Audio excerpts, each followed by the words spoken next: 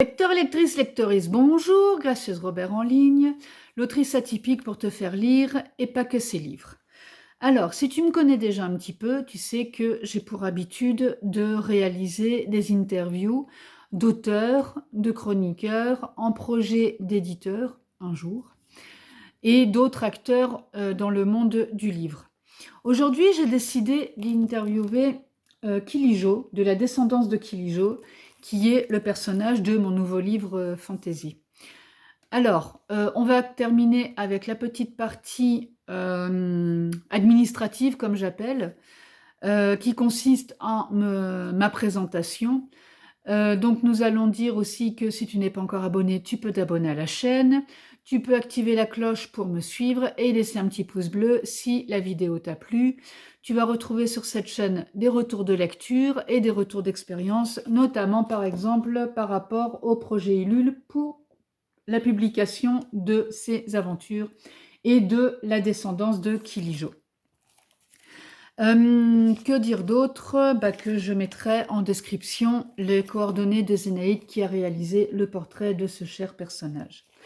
Alors aujourd'hui, nous allons parler des signes de... Alors j'avais dit d'eau. Voilà, c'est ça que j'ai noté. Parce que comme je suis vieille, comme dirait Titou, qui parle de Mamie Gracieuse, j'ai noté les questions sur un papier avec des couleurs différentes pour m'y repérer. Et du coup, c'est un gros foutoir. Mais nous allons bien nous en sortir comme d'habitude. Alors, oui, j'ai aussi réalisé donc des interviews d'auteurs, comme je disais. Les premières interviews, c'était autour des jours de la semaine. Et après, j'ai décidé de changer un petit peu le concept. Et si tu connais déjà mes horoscopes décalés, j'ai réalisé des interviews autour des signes du zodiaque. Mais étant donné que dans le monde de notre cher Kilijo, il y a aussi des animaux totems, je me suis amusée à reprendre les animaux totems et à remplacer les signes du zodiaque par ces animaux en question. Donc nous allons commencer par le loup qui remplace le cancer. Et je demande à notre cher Kilijo de nous vendre son vin. Je suis convaincue qu'il n'est pas meilleur que la bière. Et il me répond « Détrompe-toi, ma chère Ogena. » C'est une femme dans son monde. « Si tu as choisi cette boisson savoureuse plutôt que ta bière, il y a une bonne raison. » Et moi, ce que je tiens à dire, c'est que c'est juste parce que le pochetron qui est arrivé dans le monde de Kilijo, dans sa dimension, maîtrisait mieux cet art plutôt que la bière, où il fallait la bière, il fallait plus de technique, il faut quand même du savoir, du raffinement, et il faut savoir aussi bien doser l'orge, le malt et l'eau pour réaliser cette fabuleuse boisson, alors que le vin, on sait bien que voilà, ça va quand même un petit peu plus vite, hein, tu presses le raisin et voilà. Et là, je me suis fait plein d'amis. Alors, nous allons passer donc du coup, après cette petite parenthèse, au signe du scorpion ou de la poule dans le monde de Kilijo.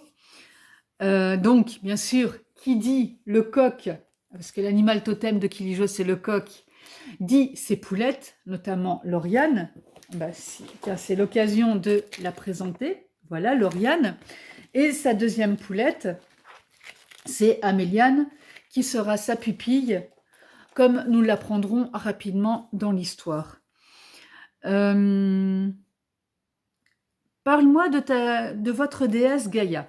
Lui arrive-t-il, de vous retrouver sur votre territoire?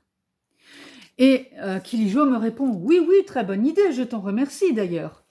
Alors, petite explication aussi, dans le monde de Kilijo, ce sont des personnages, ce sont des terriens qui sont arrivés par un portail dans la dimension de Kilijo où se trouvaient les Hespéridois et les Tingons, qui étaient deux peuples qui sont un peu aux opposés, parce que les Hespéridois, ce sont des personnes qui sont... alors, pour ceux qui connaissent, plutôt type elfique, ils sont en communion avec la nature, ils vivent au milieu des arbres avec les animaux, et ils sont très grands, très fins, et ils se nourrissent quand ils en ont besoin. Ils boivent l'eau des sources et n'ont pas vraiment une notion du temps qui s'écoule. Ils vont calculer plutôt en lune. Les Tingons, eux, bah, ce sont des personnes qui vont avoir un tatouage sur le visage. C'est déjà de par là qu'on va les reconnaître. Après, on va les reconnaître aussi par leurs cicatrices, les sutures et les bleus qu'ils peuvent avoir, parce qu'ils aiment se battre. Et donc, ils se promènent toujours avec une arme en silex. Ils ont encore la déesse Gaïa qu'ils honorent. Et quand les Terriens sont arrivés dans ce monde-là, ils ont retrouvé beaucoup de similitudes avec les Celtes. Donc, la légende dit que des Celtes sont arrivés dans ce monde-là, dans cette dimension-là, à une époque, qu'ils sont restés, qu'ils se sont mélangés peut-être avec les peuples qui étaient déjà existants et qu'ils ont gardé ce type de culture celte, un peu grec aussi, parce que donc hespéridois venant des Hespérides, et donc ils honorent la déesse Gaïa. Ils ont la fête de Beltane, ils ont la fête de Samin, et ils ont des druides, comme à l'époque celtique.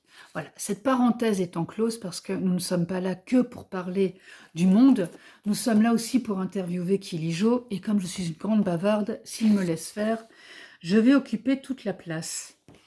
Et donc après, nous allons passer au troisième signe d'eau, qui est la pipistrelle ou les poissons d'un autre monde. Donc moi, je lui demande, enfin je lui dis, quand je pense à la pipistrelle, je pense à Soriane, ton amie Tingone une femme magnifique. Guerrière Tingone qui m'apprend beaucoup. Je lui sais gré de revenir nous voir en notre cater et de passer autant de temps avec nous, même si elle est fort indépendante. Soriane, tu vas la découvrir très très rapidement dans la descendance de Kilijo.